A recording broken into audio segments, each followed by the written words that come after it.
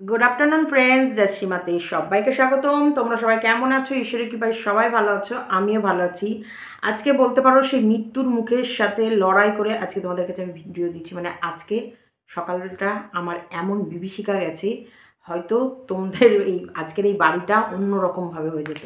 না, শুভদাকে নিয়ে নয়, আমাকে নিয়ে। আমার আজকে ভোরবেলায় এমন শরীরের অবস্থা, মানে শরীর বলিনি কিন্তু শরীরের অবস্থা, যে মনে হচ্ছে যেন দুয়ারের কাছে যমরাজ দাঁড়িয়ে আছে, আমার যখন তখন কিছু হয়ে যাবে। আমি সকালবেলায় এত ঘামছি হঠাৎ করে আর চোখ খোলার সাথে সাথে ব্রহ্মাণ্ড ঘুরতে শুরু করে দিয়েছে। মানে আমার সব ঘরদোর ঘুরছে, সব ঘুরছে। সেই সময়টুকুর ভেতরে আমি ভাবছি যদি আমার কিছু হয়ে যায়, দরজা মজ্জা লক, আমি লক করে থাকি। আর শর্মির ইদানিংকালের ইন্টারভিউ চলছে। শর্মি সকালবেলা আমাদের বাড়িতে গতকাল এসেছিলো, আজকেও আসার কথা। দিয়ে মানে এখন মাম্পির সাথে বসে ওরা একটু মানে ইন্টারভিউর সমস্ত চর্চা করে, বা কিভাবে সমস্ত ফর্ম ফিল আপগুলো করবে, এগুলো নিয়ে মাম্পির সাথে বললাম তোদের ভাই বোনের সব এবার বিস্কুট ছাড়া থাকলে একটু অসুবিধা হবে। অর্ক আসছে, শর্মি আসছে, সেই একটা টেনশান আছে যে সকালবেলায় উঠতে হবে, ওরা ঢুকবে তার আগে গেট মেট খুলে গেটে জল টল দেওয়া, মানে এই যেগুলো একটা আমাদের অ্যাকচুয়ালি দৈনন্দিন কাজের ভেতরে পড়ে সেরকমই। কিন্তু হঠাৎ করে আমার ভোরবেলায় হঠাৎ এমন শরীর খারাপ যে আমার মানে শরীরের ভেতরে অস্বস্তি, এত অস্বস্তি, মানে ঘাম ছুটে গেছে। আর আমার সেই সময় শুধু স্ট্রোক হয়ে যাওয়ার কথাটাই মনে পড়ছে, যে আমার যদি এই মুহূর্তে স্ট্রোক হয়ে যায় তাহলে কীরকম অবস্থা হতে পারে। মানে এবার আমি সেই ভেবে আগে উঠে দরজা খুলেছি, ঘুরছি, আমি কিন্তু ঘুরছি, মাথা টাথা ঘুরছে, শরীর টরীর ভীষণ মানে ওলট পালট হয়ে যাচ্ছে। দরজা খুলে লাইট জ্বালিয়ে দিয়েছি সব ঘরের। আর কুকুর, মোড়ের মাথায় এত কুকুরের চিৎকার কান্না, মানে আমি একদম ড্যাম শিওর আজকে আমার একদম রাম নাম সত্য হ্যায় হচ্ছেই হচ্ছে। কারণ কুকুরের ডাক ভোরবেলায় এমন বাজেভাবে কুকুর ডাকছে, যেটা খুব সাংঘাতিক সময়। আর ওই টাইমটা কিন্তু আমি গীতাতেও পড়েছি, ওই টাইমটা মানুষের মানে মৃত্যুর টাইম। মানে হয় রাত 12টার পর, আর এদিকে ভোর 6টার আগে একটা মৃত্যুর যোগ থাকে। আর অ্যাক্সিডেন্টালি তো আলাদা, কিন্তু যদি কোনো রকমের মানে আসে, যমরাজ আসে, সেটা কিন্তু ম্যাক্সিমাম সময় আসে ওই 12টার পর। আর ভোর মানে 5টার আগে, 4:30 5টার আগে মোটামুটি ওই টাইমটা খুব খারাপ টাইম থাকে, যে ওই টাইমে কোনো বড়সড় বিপদ হয়ে যাওয়ার আশঙ্কা থাকে। এবার আমি ভাবছি আজকে আমার একদম লাস্ট। আমি বাথরুমে গিয়েছি, বাথরুমে বসে ভাবছি কি, আমি যদি এখানে মাথা ঘুরে পড়ে যাই তাহলে ওরা ইয়ে করবে, তাহলে আমি বাথরুম থেকে বেরিয়ে ফোন করবো, এরকম ভাবছি। দেখি নিচে মাম্পি, মানে আমি বাথরুম থেকে আমাদের এই গলিটা আছে বেরিয়ে দেখি মাম্পি ডাইনিংয়ের টেবিলে দাঁড়িয়ে। আমি মাম্পিকে দেখে মানে ভয় পেয়ে যাওয়ার মতন। আমি বলছি তুই কী কর, বলছে কি আমি নিচে নেমেছি। এবার ও তো ভোরবেলায় ও ডিউটি শেষ করে নিচে নামে অনেক সময়। তখন আমি বলছি মাম্পি আমার ভীষণ শরীর খারাপ করছে, শিগগিরই জল দে। আমার তারপরে মাথায় জল, ঘাড়ে পিঠে জল, সমস্ত জায়গায় জল দিয়ে এমন মাথায় কানে মানে ঘাড়ে পিঠে জল টল দিয়ে জল খেলাম। জলটা খাওয়ার পর মানে না, আমার মনে শান্তি হচ্ছে না। তারপরে গলার ভেতরে আঙুল ঢুকিয়ে বমি করলাম। মানে আমার গ্যাস ফর্ম করে গেছে, বমি করলাম, হর করে সব বমি। মানে জল মানে সব যা জল খেয়েছি সেটা, তার সাথে মানে পিত্ত টিত্ত সব মানে সব একদম বাজে, একদম টক সব বমি হয়ে গেল। বমি টমি হওয়ার পর তারপরে যেন হচ্ছে কি অটোমেটিক আস্তে আস্তে আমি ঘুমিয়ে পড়েছি। তাও মাথার ভেতরে ঘুমিয়েও চিন্তা, শর্মি আর অর্ক আসবে। সেই ৯টার মধ্যে মানে আমার চোখের ভেতরে মানে আমার মাথার ভেতরে ঘুরছে। আমি শুতে প্রায় 6:30 7টা হয়ে গেছে। 6:30 7টায় ঘুমিয়ে মানে চোখটা বন্ধ করে দেখছি কি, মনে হচ্ছে যেন এই মাম্পি অর্ক শর্মি আসবে, গেটটা খুলতে হবে, এই করতে হবে। তারপরে চোখটা খুলে গেছে। আবার উঠে গেটে জল টল দিয়ে দোকানের চাবি ঠাবি সমস্ত রেডি করে রেখে দরজা ভেজিয়ে দিয়ে আমি আমার ঘরে গেটটা লক করে ইয়ে করলাম। অর্ককে ফোন করে দিলাম যে ও তো উঠবে, ছেলে মানুষ দেখো এখনও বড় কেউই হয়নি। আর মাম্পিকেও আমাকে ফোন করে ডেকে দিতে হয়, অর্ককেও আমি ফোন করে ডেকে দিতে হয়, এই ও সময় হয়ে গেছে, একেও বলতে হয়। তবে এরা সিনসিয়ার, এরা নিজে থেকেও ওঠে, তবুও কিছুটা মানে মানে আমার যেন একটা দায়িত্বের ভেতরে যে না ওদের ফোন একটা করি। ফোন একটা করে ফোন করার পর ওঠ, আরেকটা হচ্ছে কি গাড়িটা আস্তে চালিয়ে আসিস, আর একে ওঠ বিস্কুটের গায়ে হাত দিস না। আমার দুজনকে দুভাবে সচেতন করতে হয়। একটা হচ্ছে এই তুই ওঠ বিস্কুটের গায়ে হাত দিবি না, আরেকজনকে বলতে হয় এই তুই ওঠ, উঠে গাড়িটা চালাবি, আস্তে করে গাড়ি চালিয়ে আয়, সময় থাকতে বেরো, হুটোপাটা করে গাড়ি চালাবি না। আমার দোকান 5 মিনিট পরে খুলুক, কিন্তু গাড়ি জোরে চালিয়ে আসা যাবে না। এটা আমি সবসময় আমার ছেলেকে ইয়াং ছেলে, অল্প বয়স, এখন কি করতে কি হয়। আচ্ছা যাই হোক, আজকে অনেকগুলো কথাই বলবো, যে দেখি কতটা আমি তোমাদেরকে বলে উঠতে পারি। কারণ এই দালালের খুব প্রবলেম। আমার শীতের সিঁদুর আমার স্বামীকে নিয়ে, আমার স্বামীটুকুকে নিয়ে খুব ওর জ্বালা, যে আমার স্বামী ওখানে গিয়ে আমাকে বিয়ে করে এনেছে, তার মানে কি কি হয়েছে সেটা আমি তোমাদের ডিটেলসে বলবো। কিন্তু তার আগে বলি ওই সিক্রেট রুম নিয়ে কথা। ওর সিক্রেট রুমের নাকি টাকা, প্রচুর টাকা মার্কেট থেকে উঠেছে, ভিউজের মারফত নয়। ও যদি ভিউজটা বলতো আমি তাহলে আর এই বিষয় নিয়ে ভিডিও করতাম না। প্রচুর টাকা উঠেছে মার্কেট থেকে। দেখো, এটা একটা কথা বলছি, দালাল সহজেই বলে ফেলে মার্কেট থেকে টাকা তুলে নেওয়ার কথাটা।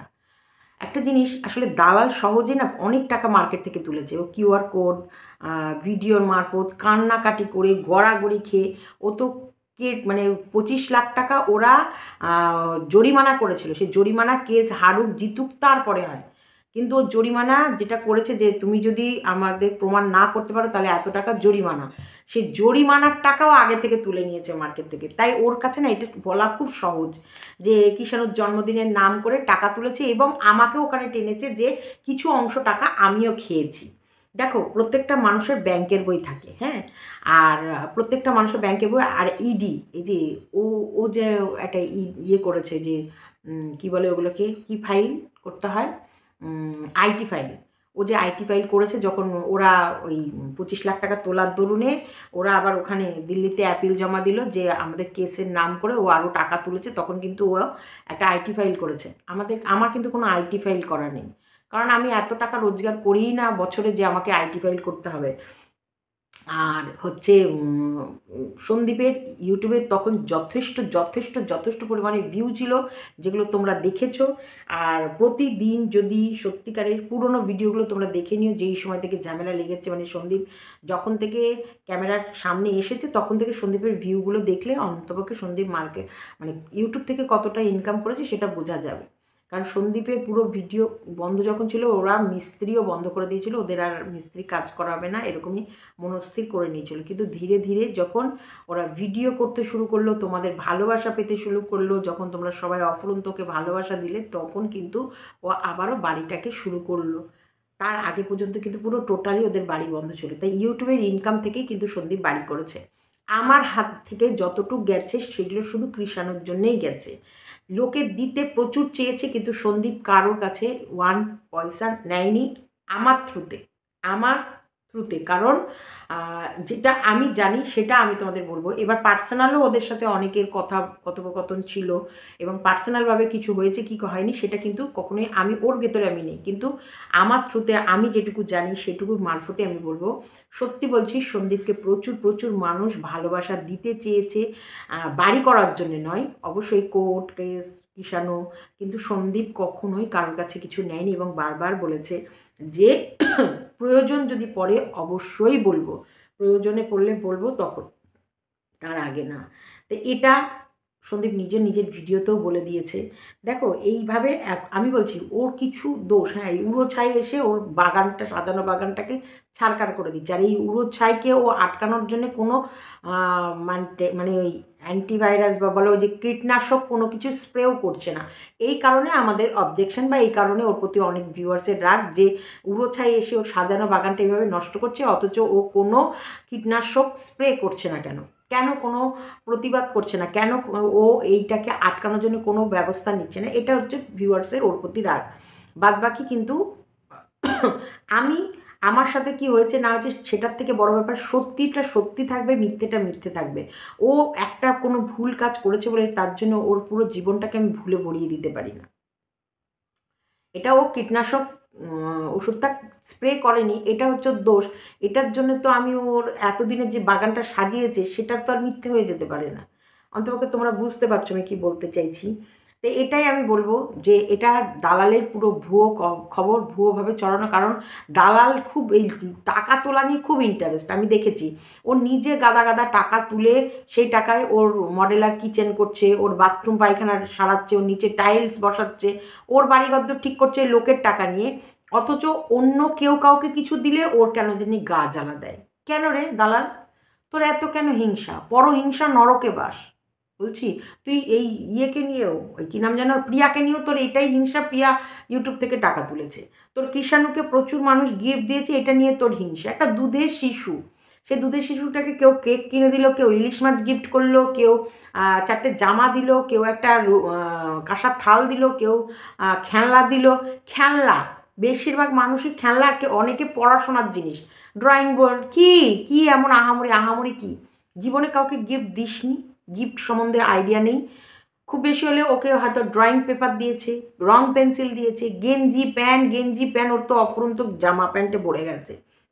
খেলনা, স্লিপার, টেন্ট দেখিয়েই তো দেয় সব কিছু, কী কী ওর বাড়িতে গেল না গেল দেখিয়ে দেয়। আর আমার কাছে যেগুলো টাকা পয়সা দিয়েছে সেগুলো দিয়ে আমি কাঁসার থাল, বাটি, গ্লাস, মানে সুন্দর করে, যেটা একটা সংসার। আমরা দেখো সাংসারিক মানুষ, আমাদের সবসময় সাংসারিক চিন্তা, যে এই পয়সাটা পেলাম মানে এই পয়সাটা দিয়েই ওই খেলনা মেলনা জামা প্যান্ট কিনে ওর জীবন, মানে যেগুলো আর লাগছে না, পেয়েছে অনেক, তো সেখানে তো দিয়ে লাভ নেই। একটা ভালো জিনিসে ইনভেস্ট করো যেটা দিয়ে ও কিছু করতে পারবে। তো সেরকমই সোনার আংটি দিয়েছে কেউ, চেনটা ওর বাবা দিয়েছে, তারপরে হচ্ছে ইয়ে দিয়েছে, কী নাম যেন, কাঁসার থাল, বাটি, জন্মদিনের জামা প্যান্ট, যে যেরকম পেরেছে, যার যেটা সামর্থ্য, যে যেরকম মন চেয়েছে সে সেরকম গিফট দিয়েছে।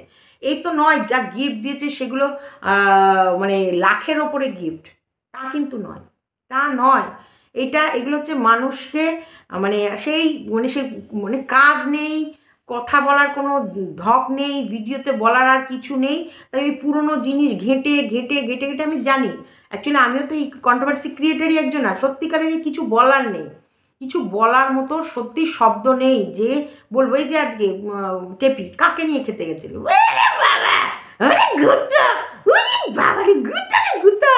সারপ্রাইজ দিতে বাপের বাড়ি চলে গেছে, ওরে গুতো।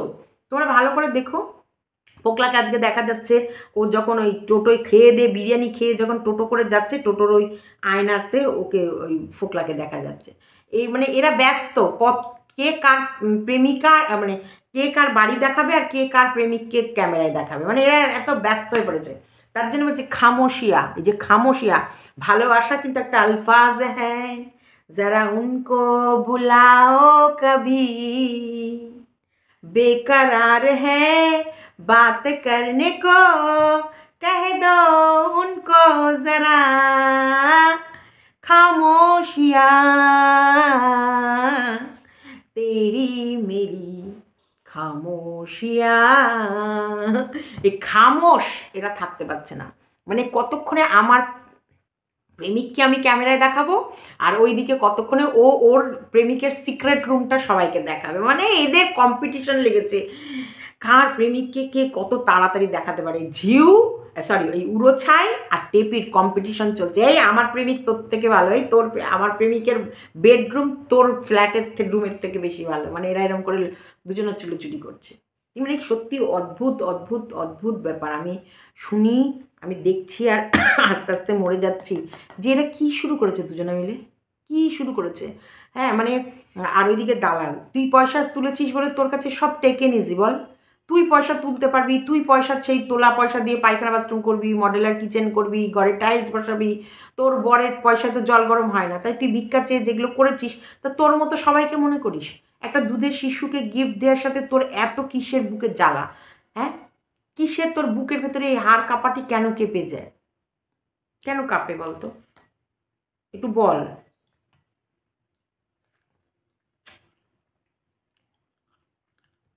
হিংসা করিস না, করিস না।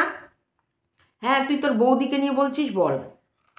মাঝখান থেকে ওই টাকা তোলা মোলা এই এই বলে না কীর্তনের মধ্যে বিচুলির গাড়ি ঢুকাস না।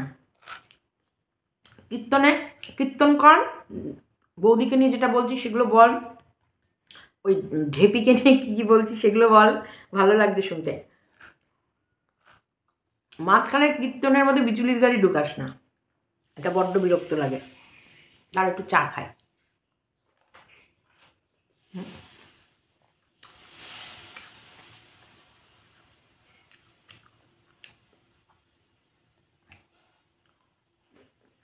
এ তো চা নয়, অমৃত খাচ্ছে।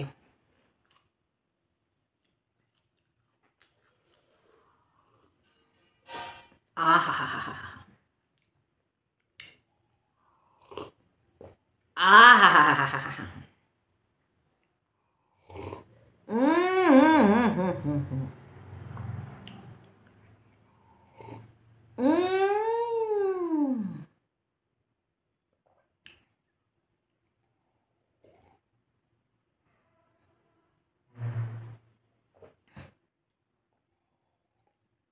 চাটা অনেকক্ষণ আগে দিয়েছে।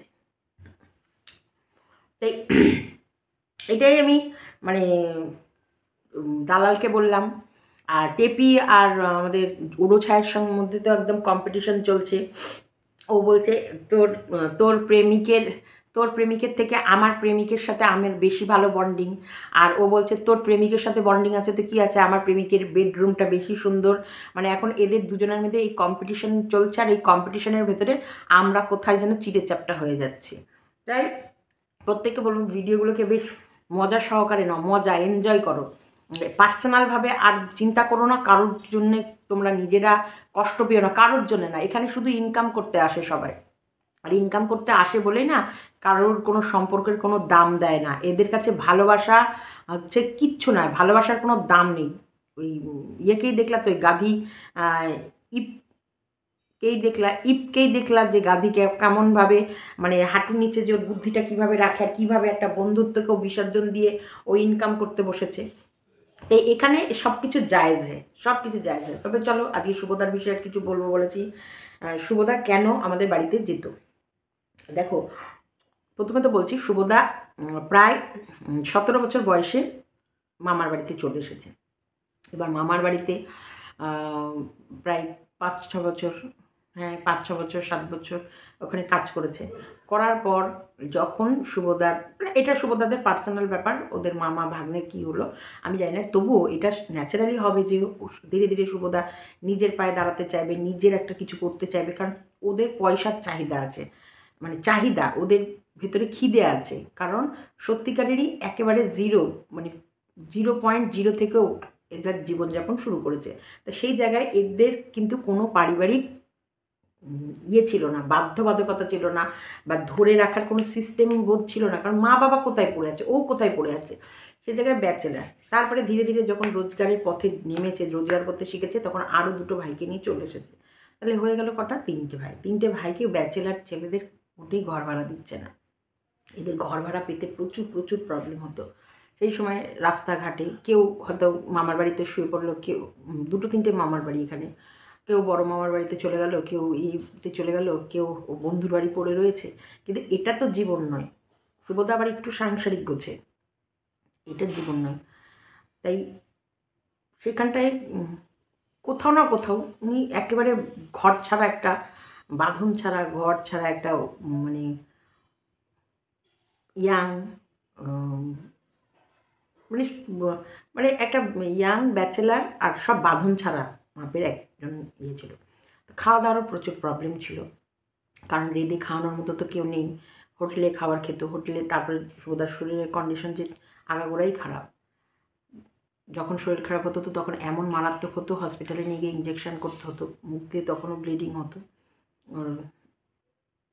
মারাত্মক খারাপ, মারাত্মক থেকে মারাত্মক খারাপ। তা ছোটো ভাই, 2 ভাই, এবার ভাইরা ভাইদের মতন। তো সেখানটাই বলতে পারো এরা একটা ছন্নছাড়া জীবন ছিল, ছন্নছাড়া। তো ছন্নছাড়ারা কোথায় যাবে, নিশ্চয়ই যেখানটায় একটু ভালোবাসা পাবে সেখানেই ছুটে ছুটে যাবে, তাই তো। আর আমার মা ভীষণ মানুষ ভালোবাসে, সত্যিকারে বলতে। আমার মা রাস্তার লোক টেনে টেনে এনে খাওয়ায়। একটা আমি তোমাদেরকে এটা পুরনো কোনো ভিডিওতে হয়তো বলে থাকবো। যাই হোক, তোমাদের পুরোনো দিনে এই গল্পটা আমি করেছি যে আমার মাকে, আমাদের ঘরে একজন মাসি ছিল যে কাজ টাজ করতো, সেই দিদা মারা গেছিলো। যখন সেই দিদাটা মারা যায়, আমার মা কিন্তু তার ঘাটের কাজ থেকে শুরু করে তার শ্রাদ্ধ শান্তি সমস্তটা নিজের হাতে, একদম নিজের মায়ের কিছু হয়ে গেলে যেমন করে সেরকম করেই একদম সব হবিষি টবিষি যা যা করো, তো একটু আমার মাও একটু দয়াশীল, একটু করুণাময়ী ছিল সকলের প্রতি। আমি একটু রাগীও ছিল, অবশ্যই তোমাদের বলেছি, কিন্তু করুণাও ছিল, ভীষণ অন্যের প্রতি খুব দয়াশীল ছিল। তো সেরকমই অবশ্যই একে ভালোবাসার মতন এর ক্যাপাবিলিটি ছিল, এর ভেতরে একটা আকর্ষণ পাওয়ার ছিল, এর ভেতরে একটা জলিনেস ছিল, এ মানুষের মন জয় করে নিতে পারতো। আর এখানে যেখানে যেত সেখানটায় মনে হতো একটা যেন গম গম গম গম একটা ব্যাপার, এটা একটা আলাদা মশগুল তৈরি হয়ে যেত। তো এইরকম ধরনের মানুষকে মনে হয় এইরকম সব মানুষরা পছন্দ করে। সেখানে অটোমেটিক শুভদা যখনই যেত তখনই পরিবেশটা একদম আলাদা হয়ে যেত, সবাই ভীষণ পছন্দ করতো। সব সময় সব মানুষের সাথে খারাপ সেন্সেই মেশে না, সব জায়গায় শুধু খারাপ দূরবীন দিয়ে খুঁজে বেড়ায়, এই খারাপটা না, ভালো কিছু খোঁজো। তা আমি সবসময় সবার ভেতরে এই ভালোটাই খুঁজেছি। আমি কখনোই সন্দীপের লাইফে যে একটা জিনিস, আমি কখনো সন্দীপের লাইফে যেই আসুক তাকে সবসময় আমি খারাপ ইঙ্গিতে কখনোই দেখিনি। ফ্রেন্ড হতেই পারে, ফ্রেন্ড সবার লাইফে ফ্রেন্ড আসে, তাই আমি সব কিছুকে এত কঠিনভাবে, প্যাঁচালোভাবে, নোংরাভাবে আমি কিন্তু দেখি না। এটা কিন্তু আমার একটা রোগ আছে, রোগ বলতে পারো, যে আমি কারোর কোনো সম্পর্ককেই না কখনোই ব্যাকা চোখে, সবসময় যে আমার ক্ষতি করতে পারে, মানে সবসময় সন্দেহের চোখে কোনো কিছুকে আমি দেখি না। আমি নিজের ন্যাচারাল লাইফ মানে কাটাই, আমি সবগুলোকে ন্যাচারালিটিভাবেই নিই। তা আমার কাছে সবাই ভালো, আমার কাছে সবসময় সবাই ভালো। আমার মনে হয় না যে এর সাথে মিশছে বলে যে ক্ষতি করবে, কিন্তু হ্যাঁ এখন তো বাস্তব সেটাই দাঁড়াচ্ছে যে কারোর সাথে শান্তিভাবে মেশা যায় না, মিশলেই সেই কখনো না কখনো ছোবল মারে, কখনো না কখনো সে তার কাজটা করে দিয়েই যায়, মানে ক্ষতি এরকমই। তো আমরা শুভদার লাইফটা সত্যি বলছি ভীষণ মনোরঞ্জন ভরপুর লাইফ ছিল। আর মা বাবা না থাকলে সেসব ছেলেপিলেরা কতটা চঞ্চল হতে পারে, কতটা দুষ্টু, এই যে সারা রাত ধরে ফাংশন করতো। আমি তো বলছি না তা না। ও মা বাবা কোথায়? মা বাবারও ওকে দেখার সময় নেই। যার পরপর পরপর পরপর আরও ৭খানা বাচ্চা দাঁড়িয়ে আছে। ৭খানা বাচ্চা, মা, শ্বশুর শাশুড়ি, মা মানে আমার ওর মা বাবা, তার সাথে ঠাকুমার দাদু, মানে কতগুলো হাঁড়ি, কতগুলো পেট। যে এইগুলো নিয়ে ওদের লাইফস্টাইলটা একেবারে অন্যরকম ছিল। সবসময় এখনকার বর্তমান জীবনের সাথে ওর লাইফটাকে মিশিয়ে ফেললে হবে না। বর্তমান জীবনটা একদমই আলাদা, আর ওর জীবনটা আলাদা। আর একটা কথা সবসময় ভাববে যে ওখানে কিন্তু ভদ্র, বেশি বেশি বেশি হাইফাই মানুষরাই যায়। একদম তোমাদেরকে আমি বলছি, সবসময় ভেবো না যে ওইখানে কমা মানুষরা যায়, ওখানে সবসময় যায় একদম হয় খুব মালদার লোকরা যায়, আর নাহলে খুব নিডি লোকরা যায়। নিডি লোকরা যায় দুঃখের, মানে কোনো দুঃখ জ্বালা, মানে ওই বলে কারণ বিপিনবাবুর কারণ সুধা খেয়ে নিজেকে ব্যস্ত রাখতে, আর হাইফাই লোকে যায় নিজেরকে এন্টারটেন করতে। তো এটা ওখানটায় তোমরা সবসময়, মানে এই যে এই দালাল ঠালালদের চিন্তাধারা, যে ফুটপাতিয়ার লোকরা কমই যায়, তারা তাদের জীবনচক্র চালাতে চালাতে হিমশিম খেয়ে যায়, তাদের আর ওই সব মানে ওই দিকে যাওয়া বা চিন্তা করার কোনো মন থাকে না। কিন্তু ওখানে শুধু সবসময় ভাবে, সবসময় হাই ওপর লেভেলের, সবসময় হাই ফাই মানুষদেরই আনাগোনা বেশি থাকে। এইগুলো কি তোমরা অ্যাকচুয়ালি সত্যিকারের এই উপন্যাস বলো, এই দেবদাসের সিনেমায় দেখো না। আজকে পুরনো সিনেমাগুলোতে দেখলে ভালো করে সিনেমা দেখতে তোমাদের ভালো লাগে, কিন্তু রিয়ালিটির সাথে সিনেমা কিন্তু তৈরি হয় কিছুটা রিয়েল জীবন নিয়েই। তোমরা রিয়ালিটিটাকে অ্যাকসেপ্ট করতে চাও না, কিন্তু সিনেমাটাকে দেখবা কি সুন্দরভাবে দেখছো, ওই মেয়েদের জীবন কাহিনী নিয়ে কত তোমাদের চিন্তা হচ্ছে, কত কষ্ট পাচ্ছ তাদের জীবনযাত্রা। সত্যি একটা মেয়ে কতই, এটা রিয়েল লাইফেও তাই, একটা মেয়ের প্রচুর লড়াই করে, প্রচুর কষ্ট করে তাদের জীবনযাপন করতে হয়। আর এইসব বেলোল্লা কিছু, এই যে টেপি টাইপের, কিছু এই উড়ো ছাই টাইপের এইসব নোংরা ইতর বেলোল্লাগুলোর জন্যে যারা কষ্ট করে তাদের যেন কষ্টগুলো কোথায় হারিয়ে যাচ্ছে। তাই এই বেলোল্লাগুলোর সঙ্গে যারা সত্যিকারেরই কষ্ট করে জীবনযাপন করে, বা যারা সত্যি লড়াই করছে, যারা সংসার বাঁচানোর জন্য মানে ছুটোছুটি করছে, তাদের সঙ্গে গুলিয়ে ফেলো না। তা আমি একটুখানি হালকার মধ্যে বললাম, আমি এখন মন খুলে চিৎকার করে জোরে ভিডিও করতে পারলাম না, কারণ শুভদা বাড়িতে চলে এসেছে, শুভদা এখন স্নান টান করবে, রেডি হচ্ছে। তো এখানটায় অনেক সময় হয় কি, সত্যি বলছি, শুভদা বলো বা অর্ক বলো, চায় না। দেখো আমার লাইফে প্রচুর মানুষ এসেছে, এই গল্পগুলো কিন্তু আমি তোমাদেরকে খুব সুন্দরভাবে করতে পারি, প্রচুর মানুষ, হ্যাঁ আমার জীবনেও প্রচুর মানুষ এসেছে। সেই মানুষগুলো প্রত্যেকটা মানুষ কিন্তু প্রত্যেকটা একটা করে দায়িত্ব নেয়ার জন্য এসেছে এবং সে তার মতো সে এই দায়িত্বটা পূরণ করেছে। তারপরে যেন আমার লাইফ থেকে কোথাও না কোথাও যেন একেবারে বিলীন হয়ে যায়নি, কিন্তু আছে কোথাও না কোথাও আছে সেই মানুষগুলোর সাথে কিন্তু আমার সূত্র বা যোগাযোগ সব কিছু আছে, কিন্তু সেই একটা দায়রা পর্যন্ত আছে। হ্যাঁ, প্রচুর মানুষ আমার লাইফে এসেছে এবং সেই মানুষগুলো আমাকে প্রচুর, প্রচুর পরিমাণে হেল্প করেছে এবং আমি যখনই তোমাদেরকে সত্যিকারের আ সত্যি কথাগুলো না সুন্দরভাবে বলতে যাব, সেখান থেকেই মানুষ নোংরাটাকেই খুঁজে বের করবে। আর অনেক সময় আছে যে অনেক কথা বলতে পারি না। ফ্যামিলির ব্যাপার থাকে। আমার ছেলের সবথেকে বড় ব্যাপার শুভ অনেক কিছু পছন্দ করে না। অর্ক অনেক কিছু পছন্দ করে না। নাহলে মাম্পি বা শর্মির এদের কোনো আপত্তি নেই। কিন্তু শুভ অনেক কিছু পছন্দ করে না। তার সাথে মাম্পি অর্ক অনেক কিছু পছন্দ করে না। তাই আমার ছেলে শুভর দিকে তাকাতে গেলেও আমি অনেক কিছু চেপে থাকি, বলি না। কিন্তু জীবনটা না আমরা চালাই, এটা সাধারণ না। এই আমাদের প্রত্যেকটা দিন, প্রত্যেকটা মুহূর্ত আমাদের জীবনের সাথে লড়াই করে আমরা বেঁচে থাকি। আজকে সকালের কথাটাই তো বললাম যে, আজকে সকালে আমার এমন মানে পরিস্থিতি যেন মনে হচ্ছে এখন এই টাইমে আমার বাড়িটা অন্য পরিবেশ হয়ে যেত। যদি আমি সকালবেলা নিজেকে সামাল না দিতে পারতাম, গলায় আঙুল দিয়ে বমি না করতাম বা সেই সময় যদি আমি দরজা জানলা না খুলে দিয়ে হচ্ছে এই যে লাইট টাইট জ্বালানো, হাঁটা বা এই যে মাম্পি এসে তক্ষুনি মাম্পি নেমে এসে ঘাড়ে মাথায় জল দেয়া, আমাকে জল খাওয়ানো, এই যে কিছু সময়ের ভেতরে যে কাজগুলো হলো, এটা যদি না হতো তো হয়তো বিপদ হয়তো হয়ে যেত, আবার নাও হতে পারত। তাই না? যদি হয়তো হয়ে যেত এরকম। কারণ আমি নিজেকে একেবারে মানে অন্ধকার দেখছি। মানে যেন মনে হচ্ছে কি আমার পুরো ব্রহ্মাণ্ড ঘুরছে। আর মাথা ঘোরা আমার জ্ঞান, মানে জ্ঞান থাকাকালীন মাথা ঘোরাটা আমি আজকে অনুভব করলাম। যে সত্যি আমার কীভাবে একদম মনে হচ্ছে যেন কি সব যেন নড়ছে। বাড়ি ঘরদোর দেয়াল এই সবথেকে সিলিংয়ের দিকে যদি তাকাও না মনে হবে যেন এরম করে ঘুরছে, এরম করে ঘুরছে, এরম করে ঘুরছে।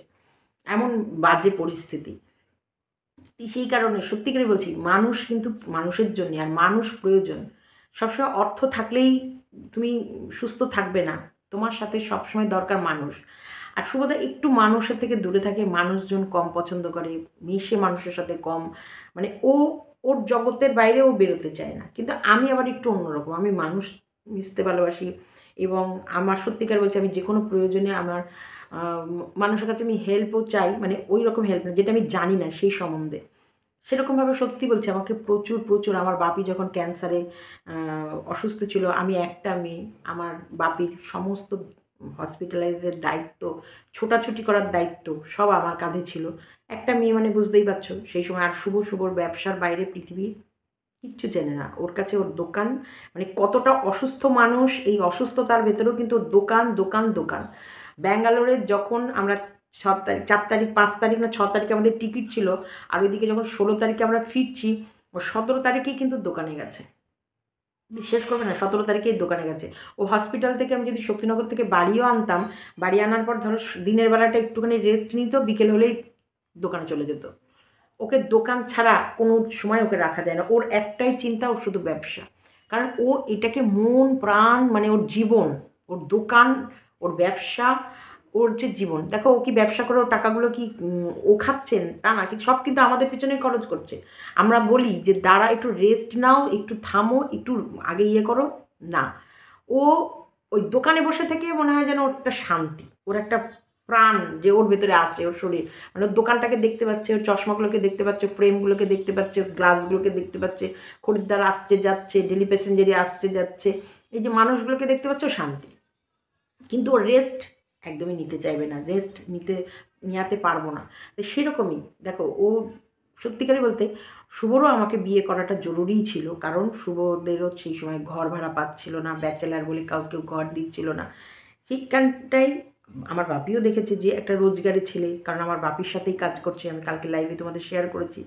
সেখানটায় ওকে সব দিক থেকে আমার বাপি দেখতে পাচ্ছে যে ও একটা ফ্যামিলি ম্যান, মানে ওর পরিবার আছে, তাছাড়াও রোজগারও মোটামুটি করছে, তাছাড়াও ওর এখানটায় আমার সাথে বিয়ে হয়ে যাওয়া মানে আমার বাপির সাথে ওর সম্পর্ক আরও ডিপলি হয়ে যাওয়া। আমার বাপি হচ্ছে বেনে ওনার বিজনেস করছে উইথ ধরো মিস্ত্রিকে সাথে পেয়ে গেল, তার মানে বিজনেসটা কত জোরালো হয়ে যেত। মানে সব দিক থেকেই শুভর সাথে কিন্তু মানে সুন্দরভাবে সব ও একটা ইয়াং মানুষ, ওখানে যাওয়া আসা করছে শুধু দুবেলা খাওয়ার জন্য, মানে খাবারের অভাব না, কিন্তু সত্যিকারেরই অন্যরকম অভাব বলতে কি, হোটেলের খাবার, ঘরের রান্না আর হোটেলের রান্নার আকাশ পাতালের তফাৎ। তারপরে আমার মা সবসময় যখন শুভ যায়, আমাদের বাড়িতে একটা মেলা বসে যায়, যেন আমার মা শুভ যাচ্ছে মানে একটা কী যেন সে চাঁদ পাওয়ার মতন, খুবই ভালোবাসতো। আমি কিন্তু কোনো দিন বলছি, জ্ঞান তো আমি কোনো নোংরামি আমার চোখে পড়েনি, আমি দেখিনি। সবসময় আমি দেখেছি একটা ভালো সম্পর্ক, একটা সুসম্পর্ক। আমার বাপি শুভকে সবসময় স্নেহর চোখেই দেখতো। সেইখানটায় মানুষ যখন নোংরামি খুঁজে পায় আর নোংরামি কথাগুলো বলে, খারাপ লাগে। ঘোড়া তোকে বললাম, সব জায়গায় নোংরামি খুঁজিস না, নোংরামি সবার সাথে করা যায় না। নোংরামির জন্য এই একটা স্পেশাল কেউ হয়তো কখনো উড়োভাবে ফট করে জীবনে চলে আসে, সেটা মিস্টেক বা বাই চান্স। এর বাইরে সব সময় সবাইকে, যার সাথে যে মিশবে তার সাথেই সে ডিং ডং টা, ডিং ডং টা। সে তোর তারাপীঠের কথাটা আমার খুব মনে পড়ে। একই ঘরে দুটো খাট, একজনকে ঘুম পাড়িয়ে আরেক জায়গায় আসবে। তুই গেস কিন্তু হেভি করতে পারিস, ভুলভাল গেস। তারপরে কী করে বলে, একটার পর একটা গেসিং লাগাস, তারপরে কোনোটা না কোনোটা তোর মিলবেই। তুমি 3-4টে গেস একসাথে লাগিয়ে দিলে, এটার সঙ্গে এটা, এটার সঙ্গে এটা, এটার সাথে এটা, এটার সাথে এটা। এবার তোমার বলে না, ঝড়ে বক মরে আর কবিরাজের বিদ্যে বাড়ে, যে কোনো তো একটা লাগবেই। লাগলে তুক আর না লাগলে তাক। চলো, ভিডিওটা এতটুকুই রাখলাম। ভালো লাগলে লাইক, কমেন্ট, শেয়ার এবং চ্যানেলটিকে সাবস্ক্রাইব করো। আমি জানি আমি তোমাদেরকে সমস্তটা বুঝিয়ে বলতে পারিনি, কারণ অনেক জিনিস আছে না, আমি খুলে তোমাদেরকে বলতে পারছি না। কিছুটা তোমরা বুঝে নেবে। যদি মিস্টেক, মানে ধরো কোথাও তোমাদের বুঝতে অসুবিধা হয়েছে, তোমরা অবশ্যই আমার কাছে জানতে চাইবে। আমি তখন যদি সম্ভব হয় আমি ক্লিয়ার করে দেবো। আমি কিছু কথা উজ্জ্ব রেখেই বললাম। আমি জানি যারা আমাকে ভালোবাসে, যারা বুদ্ধিমান, আর তারা বুঝবে। আর বুদ্ধিমানের সংখ্যা অনেক বেশি, সেটা প্রমাণ তোমরাই করে দিয়েছো। যে যখনই ভুলভাল বকেছো, তাকে তোমরা আছাড় মেরে বুঝিয়ে দিয়েছো যে তুমি ভুল। সত্যি খুব খারাপ লাগছে আমার ওই ইউপির জন্যে। ইউপিকে সত্যি প্রত্যেকটা মানুষ খুব ভালোবাসতো, কিন্তু সেই সম্মান, সেই ভালোবাসার সেই জায়গাটাও রাখতে পারলো না। এটা আমার দেখে খুব খারাপ লাগছে। ছি, ইউপি তোকে কীভাবে বলছে, তোমাকে কীভাবে বলছে, কাজ নেই। আরে এরকম ঝগড়া করছো কেন তুমি? এইরকমভাবে ঝগড়া করে, সে তো মনে হচ্ছে সে, মানে কি, তুমি তো সেই কোমর বেঁধে, মানে ঝগড়া করতে চাইছে না, সবাই বলছে না না ঝগড়া করবো না, আমি দরজা বন্ধ করে নিচ্ছি, আমার ঝগড়া করার মন নেই। তুমি তার দরজাতে ধাক্কা মেরে তাকে জোর করে টেনে বের করিয়ে তার গায়ে জল ছিটিয়ে বলছে এবার ঝগড়া কর। কেন এরম করছো কেন? কি হয়েছে? তার ছিঁড়ে গেছে মাথার? তার ছিঁড়ে গেছে? 51, 52, 55 মিনিট করে নাকি ও ঝগড়া করতে লাগাচ্ছে। দেখছে, মানুষ দেখছে। তোমার এই ঝগড়া কি শুনছে? তুমি যে ঝগড়া করছো, এটা কি কাজে লাগছে? আসছে, কাজে আসছে কি? যদি আসে তাহলে বলবো চালিয়ে যাওয়া, যদি না আসে মান সম্মানটা আর তো রক্ষা করার জায়গা নেই। চলো, টাটা, বাই বাই।